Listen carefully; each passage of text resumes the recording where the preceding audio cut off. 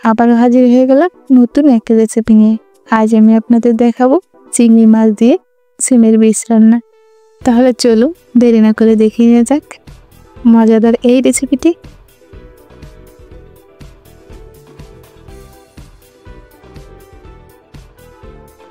আমি এখানে 250 গ্রাম সিমের বীজ নিয়েছি। বীজটাকে আমি খোসা ছাড়িয়ে নিয়েছি। বীজের খোসা ছাড়ানো কিন্তু খুব বেশি কঠিন কাজ না। আমি আপনাদের বলে দিই কিভাবে আপনারা সহজভাবে খোসা ছাড়িয়ে নিতে পারবেন। একটু গরম পানি দিয়ে 10 মিনিট বীজটাকে ভিজিয়ে রাখবেন। তারপর হাত দিয়ে একটু চাপ দিলেই কিন্তু খুব সহজে খোসাটা ছাড়িয়ে যাবে। সিমের বীজটাকে আমরা চিংড়ি মাছ দিয়ে রান্না করব। এর জন্য আমি এখানে 8টি চিংড়ি মাছ নিয়েছি। চিংড়ি মাছটাকে কেটে পরিষ্কার করে ধুয়ে নিয়েছি। আমি এখানে চিংড়ি মাছ নিয়েছি, আপনারা চাইলে যে কোনো মাছ দিয়ে এই রান্নাটি করে নিতে পারেন। মশলাগুলো কি নিয়েছি দেখুন। এখানে 3 টেবিল চামচের মতো পেঁয়াজ বাটা নিয়েছি,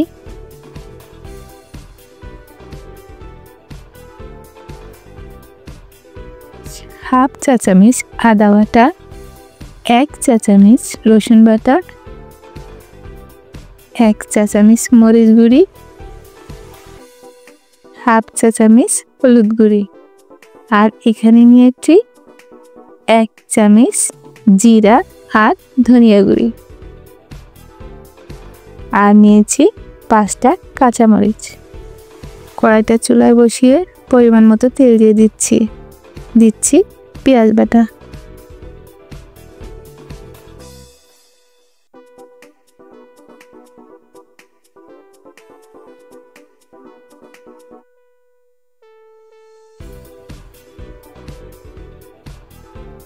এবার দিচ্ছি রসুন বাটা, তারপর আদা বাটা দিয়ে একটু নাড়িয়ে চাড়িয়ে নিব। দিয়ে দিচ্ছি লবণ। আদা রসুন তেলের উপর দিলে কিন্তু তেলটা ছিটকে ওঠে। এই পর্যায়ে যদি আপনি লবণটা দিয়ে দেন তাহলে কিন্তু এটা আর ছিটবে না। কিছুক্ষণ ভেজে নিব, এতে আদা রসুনের কাঁচা গন্ধটা চলে যাবে। এবার আমি শুকনো মশলাগুলো দিয়ে দিচ্ছি হলুদ গুঁড়ি, মরিচ গুঁড়ি আর জিরা ধনিয়ার গুঁড়ি। তেলে আমরা মশলাটাকে কিছুক্ষণ ভেজে নেব, তাহলে কালারটা সুন্দর আসবে। এখন একটু পানি দিয়ে মশলাটাকে আমরা কষিয়ে নেব।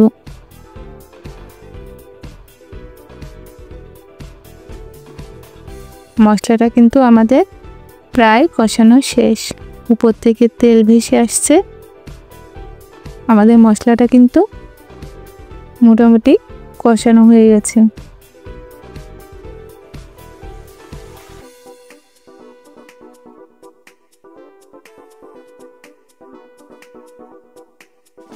এখন এইখানে দিয়ে দেব চিংড়ি মাছ। চিংড়ি মাছ দিয়ে মাছের মশলাটা সুন্দর করে মাখিয়ে নিব।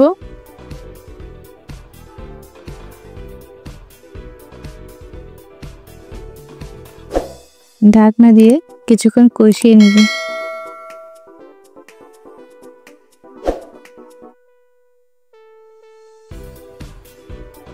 দেখুন আমি কোনো রকম পানি ছাড়াই কিন্তু হালকা আঁচে চিংড়ি মাছটাকে কষিয়ে নিয়েছি।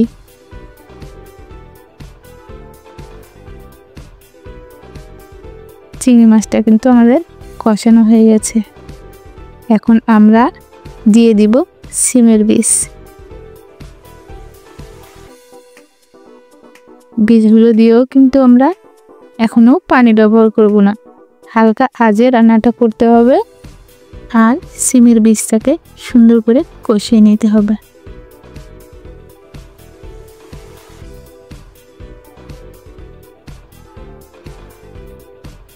আবারও ঢাকনা দিয়ে সুন্দরভাবে কষিয়ে নিব।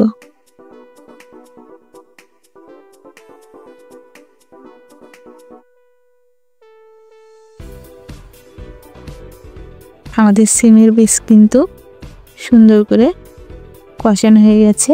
এখন আমরা সিদ্ধ করার জন্য একটু পানি দিয়ে কিছু সময় রান্না করে নিব।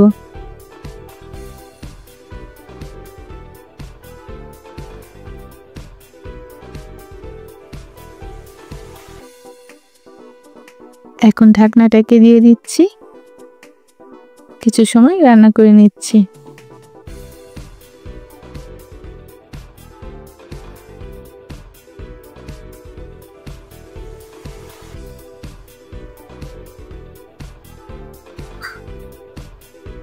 বীজটাও কিন্তু সিদ্ধ হয়ে গেছে।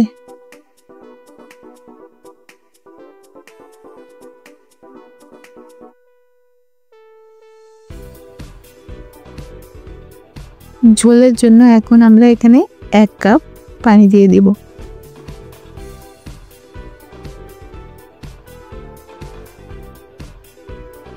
এখন আর ঢাকনা দেওয়ার কোনো প্রয়োজন নাই, কেননা বীজগুলো আমাদের কিন্তু পুরোপুরি সেদ্ধ হয়ে গেছে।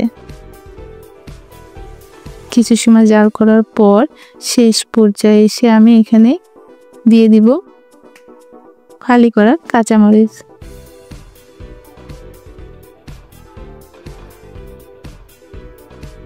আর দেব কিছু ফালি করা টমেটো।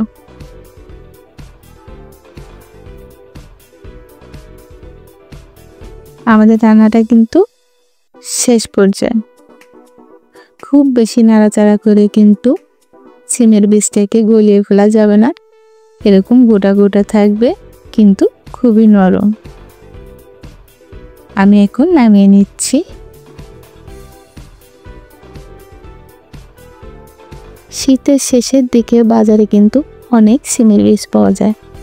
আপনারা এভাবে একবার রান্না করে দেখবেন, এটা খেতে কিন্তু অনেক মজা হয়।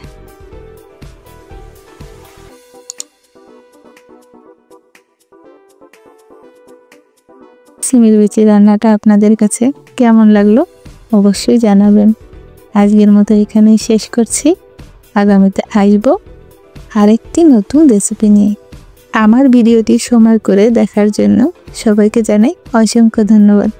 সবার জন্য রইল শুভকামনা। সবাই ভালো থাকবেন।